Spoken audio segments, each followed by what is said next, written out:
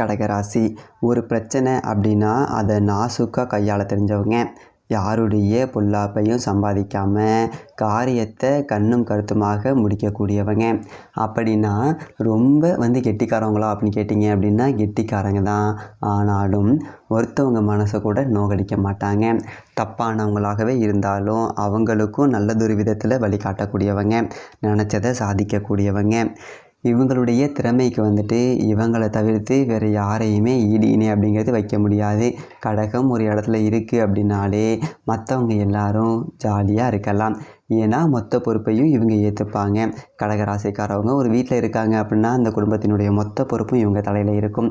யாரும் கொடுக்க வேணாம். தன்னால் போய்ட்டு தலையை கொடுக்கறதுல கடகத்தை மிஞ்சிக்க ஆளே கிடையாது. இன்னொரு முக்கியமான விஷயம், தனிப்பட்ட முறையில் ஜாதகம் பார்க்க இந்த வாரத்துக்கான அப்பாயின்மெண்ட் ஃபிக்ஸ் பண்ண சொல்லி நிறைய பேர் கேட்டிருந்தீங்க. நாம் கண்டினியூவாக இப்போலாம் வீடியோவில் கொடுத்துட்டு தாங்க இருக்கோம். இப்போது ரூபாய் 199க்கு தெளிவாகவும் விளக்கமாகவும் நம்ம ஜாதகம் பார்த்து தரோங்க. அதுவும் இந்த ஒரு மாதம் மட்டுங்க. அது மட்டும் இல்லாமல் தாழ்மையான வேண்டுகோள், இந்த நம்பருக்கு ஃபோன் கால் எதுவும் பண்ண வேணாங்க. ஜஸ்ட்டு உங்கள் வாட்ஸ்அப்பில் இருந்து மெசேஜ் அனுப்புனாலே போதும். உங்களுக்கு தேவையான அனைத்து டீட்டெயிலுமே நம்ம டீமில் இருக்கிறவங்க கொடுத்துருவாங்க.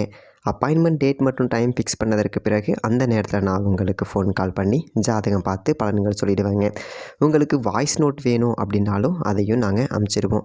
ஜஸ்ட் நீங்கள் வாட்ஸ்அப்பில் மெசேஜ் மட்டும் பண்ணாலே போதுங்க. உங்களுக்கு டீட்டெயில் அப்படிங்கிறது சொல்லிவிடுவாங்க. அப்புறம் நிறைய பேர் கேட்குறாங்க எவ்வளோ நேரம் ஆகும்னு. ஃபஸ்ட்டு நாம் ஜனன காலகட்டத்தை பார்த்து பலன்கள் அப்படிங்கிறத சொல்லிவிடுவோம். இதை விட முக்கியமான விஷயம், இங்கே டைம் ஒரு விஷயமே இல்லைங்க. உங்களுடைய கேள்விகள் பதில்கள், உங்களுடைய கேள்விகளாக இருக்குங்கள்ல, சந்தேகங்கள் கேள்விகள், இது எல்லாத்தையும் சொல்கிறதுக்கே நம்ம நிறைய டைம் எடுத்துக்கும். 30 நிமிஷத்துக்கு மேலே கூட பரவாயில்ல, 1 ஹவர் ஆனாலும் பரவாயில்ல. உங்களுக்கு தெளிவாக புரிகிற வரைக்கும் நாங்கள் ஜாதகத்தை கிளியராக சொல்லிவிடுவோங்க. இதை தாண்டி நம்ம எப்படி ஜாதகம் பார்க்குறோம் அப்படின்னா, முதல்ல ஜனன காலகட்டத்தின் அடிப்படையில் பொதுவான பலன்கள் அப்படிங்கிறத சொல்லிவிடுவோம். அதற்கப்புறமா இப்போ இருக்கக்கூடிய கிரகங்கள் அடிப்படையில் இப்போதைக்கு உள்ள சூழ்நிலைகளும் தசாபுக்திகளின் அடிப்படையில் எதிர்காலத்தை வச்சு நம்ம கணித்து சொல்லிடலாங்க.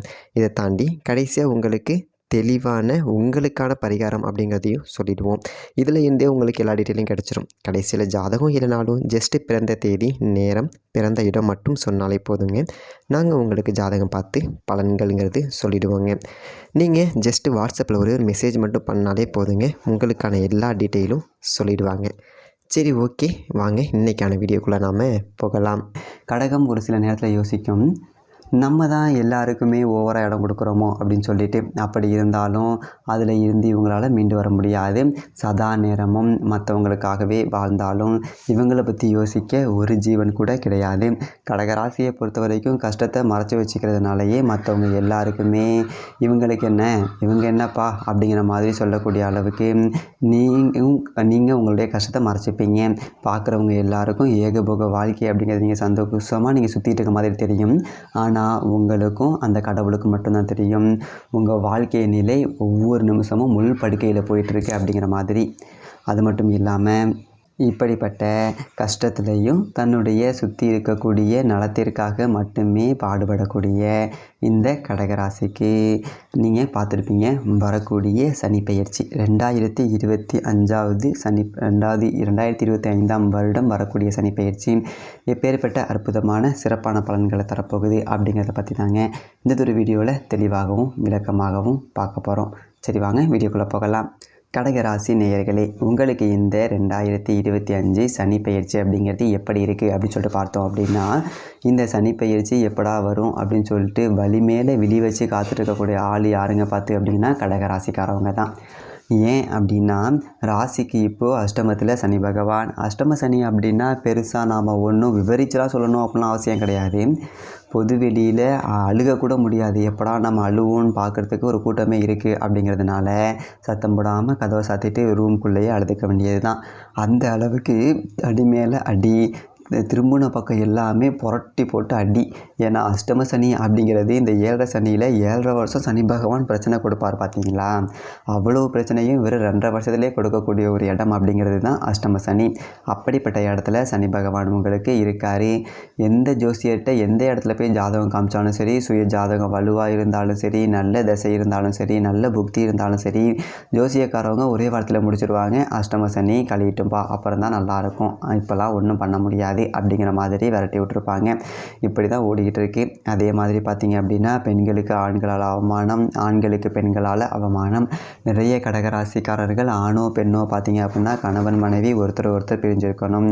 அது வேலை விஷயமாக வெளியூரில் பிரிஞ்சிருக்கலாம், இல்லை வெளிநாட்டில் பிரிஞ்சிருக்கலாம், இல்லை சொந்த ஊருக்குள்ளேயே இருந்தோம் அப்படின்னா 4 செவத்துக்குள்ளே சண்டை தான் போட்டுட்டு கிடக்கணும்.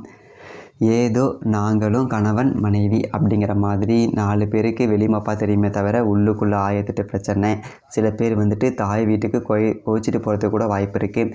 அந்த அளவுக்கு இந்த அஷ்டம சனி அப்படிங்கிறது ஆண்களுக்கும் பெண்களாலேயும் பெண்களுக்கு ஆண்களாலேயும் சகல விதத்துலேயுமே பிரச்சனை அப்படிங்கிறத கொடுத்துருக்கோம்.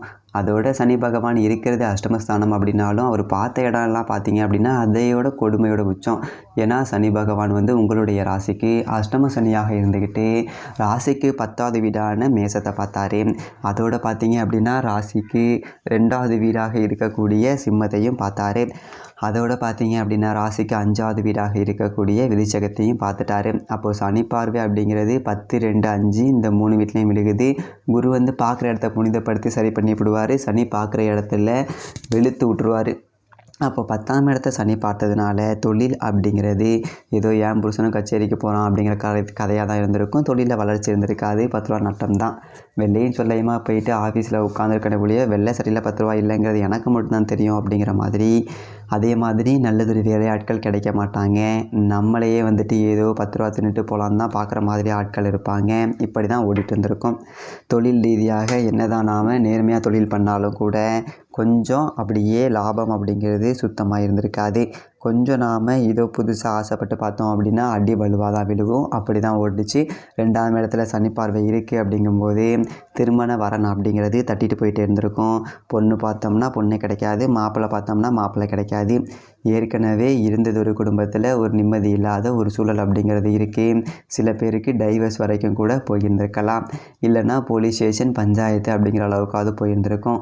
அதே மாதிரி 5ஆம் இடம் புத்திரஸ்தானத்தையும் பார்த்துட்டாரு. பிள்ளைகளாலேயும் நிம்மதி இல்லை.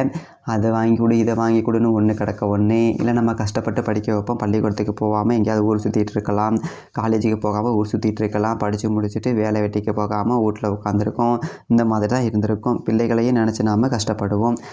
ஒரு கல்யாணமான பொண்ணுங்க இருந்தால் கூட அதுங்க கஷ்டப்படுறத பார்த்துட்டு நமக்கு ரொம்ப சங்கடமாக இருந்திருக்கும். இப்படி தான் ஓடிச்சு. இதோட உங்களுடைய அஷ்டம சனியினுடைய பலன் அப்படிங்கிறது முடிஞ்சு போய் நல்லதொரு நேரங்கிறது வரப்போகுது. இப்போ வரப்போகிறத பார்க்கலாம். இந்ததொரு காலகட்டத்தில் சனி பகவான் 9ஆம் வீட்டுக்கு வராரு. 9ஆம் வீடம் அப்படிங்கிறது ஒரு அற்புதமான ஒரு இடம். சனி அந்த இடத்துக்கு வராரு அப்படிங்கும்போது 9ஆம் இடத்துக்கு வரக்கூடிய சனி என்ன பண்ணுவார் அப்படின்னா முதல்ல உங்களுடைய கடங்கண்ணியை அடைச்சி விட்டுருவார். சனி பகவான் என்ன செய்வார் அப்படின்னா பூர்வீக சொத்தில் ஏதாவது வில்லங்கங்கள் இருந்துச்சு அப்படின்னா அது எல்லாத்தையும் வில்லங்கம் நீங்கி இப்போ உங்கள் கைக்கு வரும்.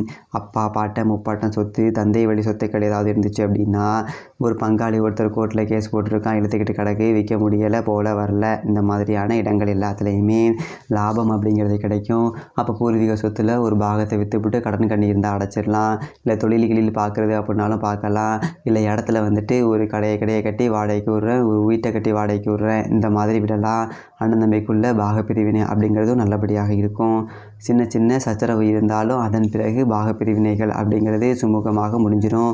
எதுக்காக இந்த சின்ன சின்ன சஞ்சரவு அண்ணன் தம்பி உள்ளே வருது அப்படின்னு சொன்னோம்னா சனி 9ஆம் வீட்டுக்கு போன பிறகு பார்த்தீங்க அப்படின்னா ராசிக்கு 11, 3, 6 இந்த 3 வீட்டை பார்ப்பார். அப்போ அண்ணன் தம்பி உறவுகளை குறிக்கக்கூடிய 3வது வீட்டை சனி பார்க்குறாரு. அப்படிங்கும்போதே பாகப்பிரிவினையில் கொஞ்சம் சின்ன சின்ன சிக்கல்கள் வரும். ஆனால் சரியாகிடும். அதை பற்றி நீங்கள் பயப்பட வேண்டியது கிடையாது. சரி, கடன் கண்ணி அடைஞ்சிருச்சு, வேலை ஏதாவது உருப்படுமா ஜோசியரே அப்படின்னு கேட்கலாம். நிச்சயமாக வேலை கிடைச்சிடும். ஏன்னா 9ஆம் இடம் அப்படிங்கிறது பாக்கியஸ்தானம்.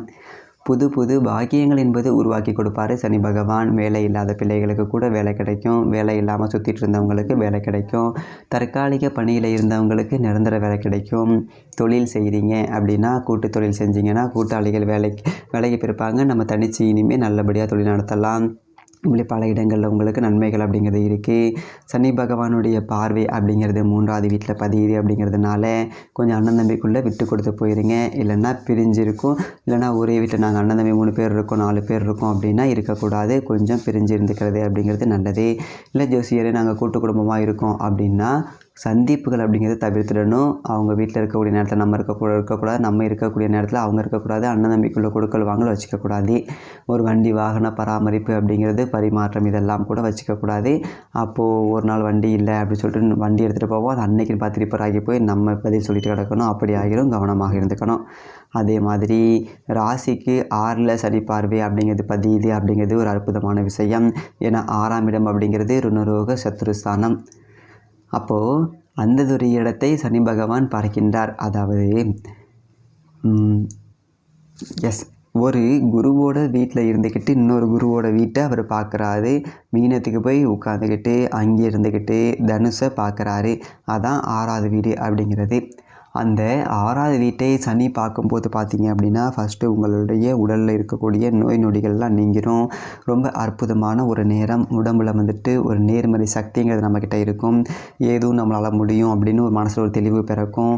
அதே மாதிரி எதிரிகளை குறிக்கக்கூடிய சத்துருஸ்தானம் அப்படிங்கிறதுனால நம்மளை அழிக்கணும்னு நினச்சவங்க பூரா தானாக அழிஞ்சு போவாங்க. நம்ம யாரையும் துரத்திக்கிட்டு அலையணும் அப்படின்னு சொல்லிட்டு ஒரு அவசியம் கிடையாது. ஒரு ஆஃபீஸில் வேலை செய்கிறோம், நம்மளை ஒருத்தவங்க காலி பண்ணணும்னு நினச்சான் அப்படின்னா அவன் தானாக காலி ஆயிடுவான். வேறு இடத்துக்கு எங்கேயாவது ட்ரான்ஸ்ஃபரில் போவான், இல்லை வேலையை விட்டு சஸ்பெண்ட் ஆவான். இந்த மாதிரி ஏதாவது ஒன்று அவங்களுக்கு பிரச்சனை வரும். அப்போது நம்ம பொழப்பு உண்டு, நம்ம உண்டு அப்படி சொல்லிட்டு நம்ம எதிராளிகளை சனி பார்வை பார்த்துரும். நம்ம எதுவும் பண்ண வேண்டியது கிடையாது. அதே மாதிரி கடன் கண்ணி இருந்தால் அடைச்சி போடலாம். எல்லா கடனும் அடைஞ்சிரும். ஒரு நகை நட்டு அடகுல இருக்குது, ஒரு இடத்த ஒன்று லோன் போட்டு வச்சுருக்கேன், இப்படி இருந்த எல்லாமே கடன் அடைஞ்சு ஒரு மன நிறைவான ஒரு அமைப்பு அப்படிங்கிறது உங்களுக்கு கிடைக்கும். இதுதான் பெரியதொரு சந்தோஷம் அப்படிங்கிறதையும் கொடுக்கும். இருந்தாலும் லாபஸ்தானம் 11ஆவது வீட்டில் சனி பார்வை அப்படிங்கிறது இருக்குது.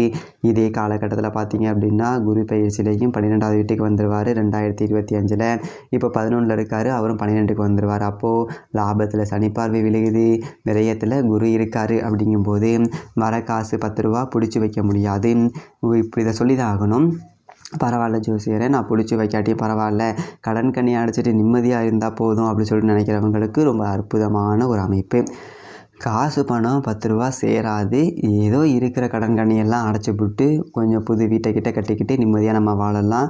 அப்படியே பொழப்பு அப்படிங்கிறது எந்த சிக்கலும் இல்லாமல் போகும். யாருக்கிட்டையும் போயிட்டு ஒரு 10 ரூபா கடன் கண்ணி அப்படின்னு சொல்லிட்டு நிற்க வேண்டியதில்லை, பதில் சொல்ல வேண்டியதில்லை. அந்தளவுக்கு நேரம் அப்படிங்கிறது நல்லாயிருக்கும். 10 ரூபா சேமித்து வைக்க முடியாது, அது பின்வரும் காலங்களில் நம்ம பார்த்துக்க வேண்டியது தான்.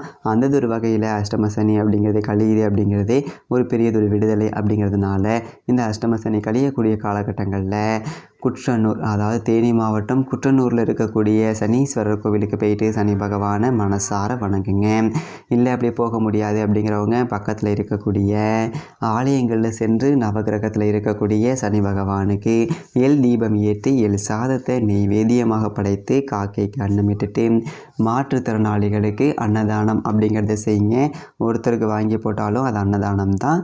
இதை செஞ்சிட்டிங்க அப்படின்னாலே வரக்கூடிய சனி பெயர்ச்சி அப்படிங்கிறது உங்களுக்கு மிகப்பெரிய ஒரு லாபத்தையும் ஒரு மன நிம்மதியும் அப்படிங்கிறதையும் கொடுக்கக்கூடிய ஒரு சனி பயிற்சியாக இருக்கும். மேலும் கடகராசிக்காரர்களுக்கு இப்போ பார்த்தது எல்லாமே பொதுவான பலன்கள் தான். இதை தாண்டி உங்களுக்கு சுய ஜாதகத்தை பார்த்து தசாபுக்திகளை தெரிஞ்சுக்கிட்டு ஒரு சிறப்பான, அதாவது 70%க்கு மேலே 75% மேலே ஒரு அக்யூரேட்டான பலன்கள் தெரிஞ்சுக்கணும் அப்படின்னா சுய ஜாதகம் பாருங்கள். ஸோ தனிப்பட்ட முறையில் ஜாதகம் பார்க்கணும் அப்படின்னா கீழே இருக்க நம்பரை கான்டாக்ட் பண்ணுங்கள். தெளிவாகவும் விளக்கமாகவும் பொறுமையாகவும் ஜாதகம் பார்த்து பலன்கள் அப்படிங்கிறது சொல்லிட்டு வாங்க. இதே மாதிரி நல்ல வீடியோவில் பார்ப்போம். நன்றி, வணக்கம்.